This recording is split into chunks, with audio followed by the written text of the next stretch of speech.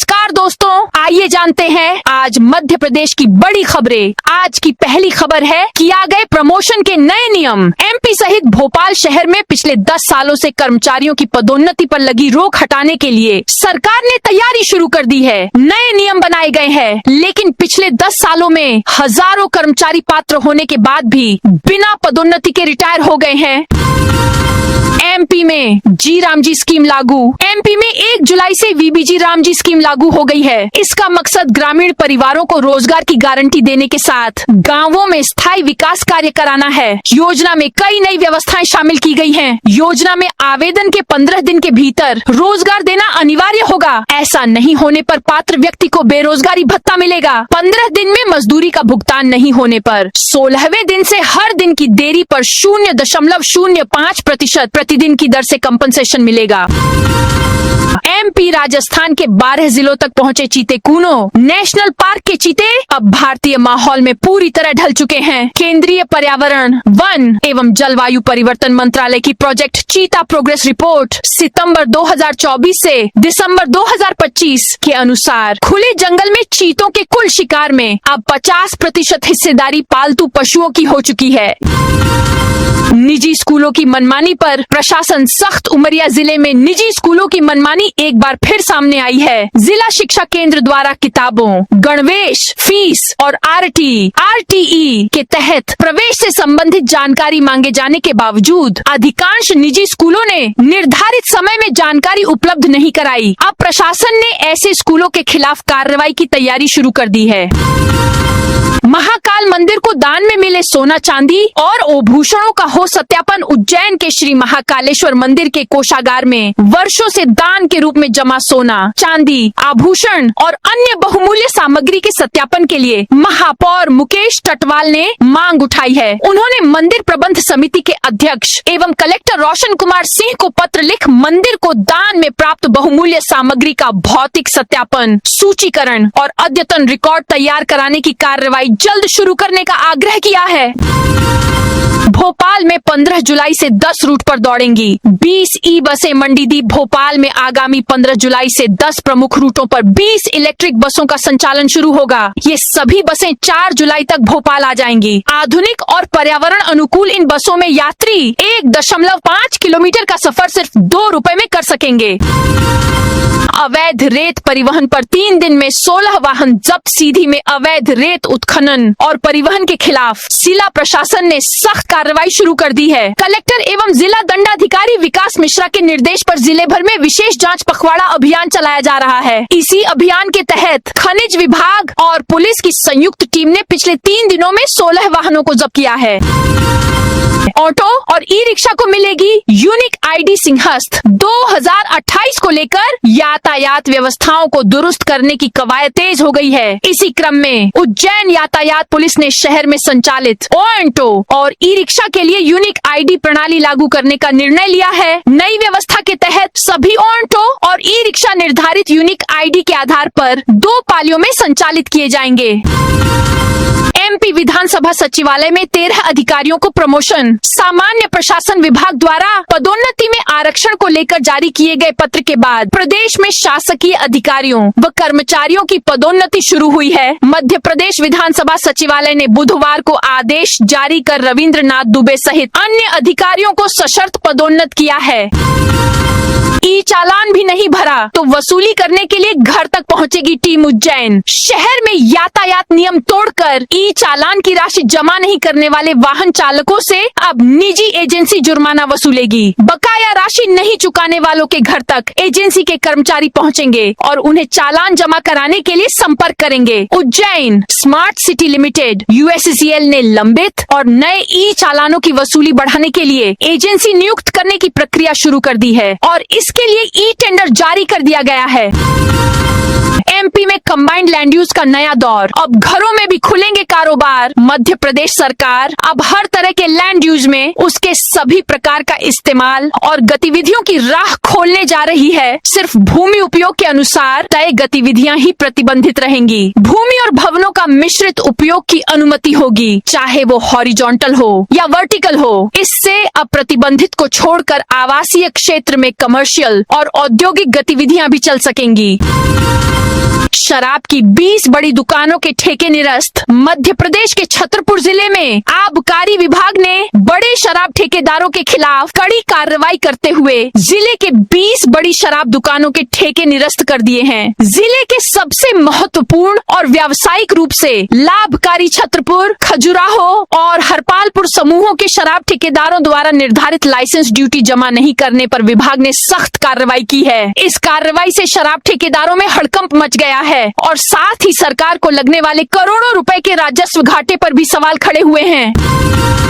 पुल पुलियों की ऐप से होगी मॉनिटरिंग। मानसून के आने से पहले मध्य प्रदेश लोक निर्माण विभाग PWD ने जमीनी के साथ तकनीकी स्तर पर तैयारियां पूरी कर ली हैं। विभाग ने गुजरात के भास्कराचार्य संस्थान द्वारा इंसिडेंट रिपोर्ट सिस्टम तैयार करवाया है। इससे अब सड़क दुर्घटना, सड़क धंसने, पुल क्षतिग्रस्त या अन्य किसी घटनाओं की जानकारी तत्काल उच्च अधिकारियों तक पहुंचेगी। विभाग के मंत्री तक पहुंचने वाले अलर्ट सिस्टम गुजरात से तैयार कराया। इंसिडेंट रिपोर्ट सिस्टम पूरे प्रदेश में होगा लागू से इनके सुधार या जांच संबंधित एक्शन में तेजी आएगी।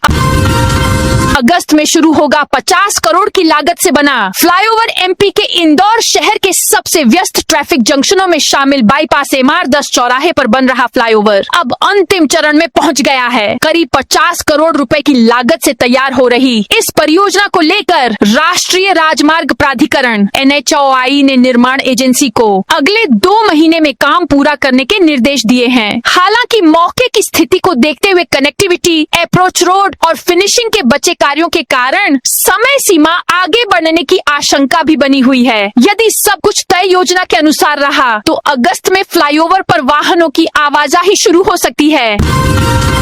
SDM और पटवारी ने मांगी रिश्वत। मध्य प्रदेश में रिश्वतखोर अधिकारी कर्मचारियों पर कार्रवाई का सिलसिला लगातार जारी है। लगभग हर दूसरे दिन कहीं न कहीं EOW और लोकायुक्त की टीमें रिश्वतखोर अधिकारी कर्मचारियों को रिश्वत लेते हुए रंगे हाथों पकड़ रही हैं। लेकिन इसके बावजूद रिश्वतखोर बाज आते नजर नहीं आ रहे हैं। ताजा मामला मध्य प्रदेश के शिवपुरी जिले का है, जहां EOW ग्वालियर की टीम ने SDM पोहरी और पटवारी के खिलाफ रिश्वत मांगने का मामला दर्ज किया है। भरी बैठक में भिड़ गए कांग्रेसी। मध्य प्रदेश में कांग्रेस की अंतर्कलह थमने का नाम ही नहीं ले रही है। कहीं कार्यकर्ता आपस में भिड़ रहे हैं तो कहीं असंतुष्ट होकर त्याग पत्र दे रहे हैं। यूथ कांग्रेस की संगठनात्मक बैठक में खूब हंगामा हुआ। कार्यकर्ता हाथापाई पर उतर आए। यूथ कांग्रेस के प्रदेशाध्यक्ष यश घंघोरिया को बीच बचाव के लिए आगे आना पड़ा। उधर ग्वालियर में नई कार्यकारिणी की घोषणा के बाद बवाल मच गया। पार्टी के कई वरिष्ठ नेताओं ने असंतुष्ट होकर इस्तीफे दे दिए। सीधी में भी कांग्रेसियों के बीच धक्का मुक्की हुई। बेंगलुरु और पुणे के लिए मिलेंगी 4-4 फ्लाइट्स। MP के इंदौर शहर में देवी अहिल्याबाई होलकर अंतर्राष्ट्रीय एयरपोर्ट पर आज से नया और संशोधित फ्लाइट शेड्यूल लागू हो गया है। नए शेड्यूल के साथ इंदौर से हवाई सफर करने वाले यात्रियों को देश विदेश के 18 एयरपोर्ट तक सीधी कनेक्टिविटी मिलेगी। एयरपोर्ट से अब प्रतिदिन कुल 94 उड़ानों का संचालन होगा, जिनमें 47 आगमन और 47 प्रस्थान उड़ानें शामिल हैं। कांग्रेस PC की बैठक में जीतू दिग्गी साथ कांग्रेस में अंत कलह थमने का नाम नहीं ले रही है। प्रदेश कांग्रेस अध्यक्ष जीतू पटवारी के बयान को गलत बताकर पूर्व CM दिग्विजय सिंह ने इस विवाद को हवा दी, जो अब पार्टी में विकराल रूप ले रही है। इसका असर मंगलवार को कांग्रेस की पॉलिटिकल अफेयर्स कमेटी PAC की वर्चुअल बुलाई गई बैठक में दिखा। भोपाल विधायक आरिफ मसूद और पूर्व विधायक प्रवीण पाठक का बैठक में ही गुस्सा फूट पड़ा। ये गुस्सा दिग्विजय के लिए था और उन्होंने पूर्व मुख्यमंत्री को स्लीपर सेल तक कह डाला। 53,000 बच्चों की जनरेट नहीं हो सकी। अपार ID भारत सरकार की one nation one student ID बनाने की रफ्तार धीमी है। स्कूलों में मेगा शिविर की समय सीमा 30 जून को पूरी हो गई। अभी पहली से 12वीं कक्षा में पढ़ने वाले 53,000 छात्रों की अपार ID जनरेटर नहीं हो सकी है, जबकि 1,500 छात्रों की ID पोर्टल में अटकी हुई है। MP के 13 जिलों में भारी बारिश का अलर्ट मौसम विभाग ने भोपाल, सीहोर सीहोर, राजगढ़, विदिशा, इंदौर, झाबुआ, अलीराजपुर, धार, बुरहानपुर, बड़वानी, खरगोन, उज्जैन, नीमच, मंदसौर, रतलाम, आगरमालवा, शाजापुर, बैतूल, ग्वालियर, श्योपुर, मुरैना, भिंड, दतिया, शिवपुरी, गुना, जबलपुर, कटनी, नरसिंहपुर, सिवनी, रीवा, सतना, सीधी, सिंगरौली, मुगंज, महर, शहडोल, उमरिया, अनूपपुर, पन्ना, दमोह, छतरपुर, टीकमगढ़ और निवाड़ी में गुरुवार को आंधी बारिश की चेतावनी जारी की गई है। सरस्वती लोक से संवरेगा धार, ए मीडिवल वंडर बनेगा मांडू। मुख्यमंत्री मोहन यादव गुरुवार को संस्कृति एवं धर्मस्व विभाग की महत्वपूर्ण समीक्षा बैठक करेंगे। बैठक में प्रदेश की धार्मिक, सांस्कृतिक और विरासत संरक्षण से जुड़ी बड़ी परियोजनाओं की प्रगति की समीक्षा होगी। बैठक के एजेंडे से साफ है कि सरकार का फोकस धार्मिक पर्यटन, हेरिटेज संरक्षण और ऐतिहासिक स्थलों को विश्व स्तरीय पर्यटन केंद्र के रूप में विकसित करने पर रहेगा।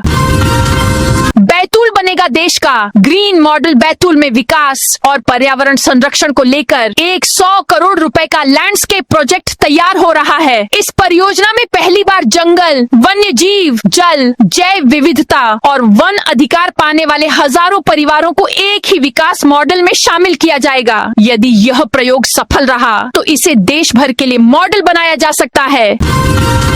छतरपुर मेडिकल कॉलेज 2026 से 27 सत्र से होगा चालू। छतरपुर में निर्माणाधीन मेडिकल कॉलेज को शिक्षण सत्र 2026 से 27 से शुरू कराने की तैयारियां तेज हो गई हैं। बुधवार को छतरपुर विधायक ललिता यादव ने मेडिकल कॉलेज परिसर का निरीक्षण किया। उन्होंने अधिकारियों को शेष निर्माण कार्य तय समय में पूरा करने के निर्देश दिए। हत्या के मामले में आरोपियों को हाईकोर्ट ने किया बरी। मध्य प्रदेश हाईकोर्ट ने हत्या के एक मामले में सुनवाई करते हुए न केवल 2 आरोपियों को दोष मुक्त किया बल्कि पुलिस और स्वास्थ्य विभाग के लिए भी महत्वपूर्ण दिशा निर्देश जारी किए हैं। जस्टिस विवेक अग्रवाल और जस्टिस AK सिंह की खंडपीठ ने कहा कि संदिग्ध मौत के मामलों में जांच को वैज्ञानिक और निष्पक्ष तरीके से पूरा किया जाना आवश्यक है।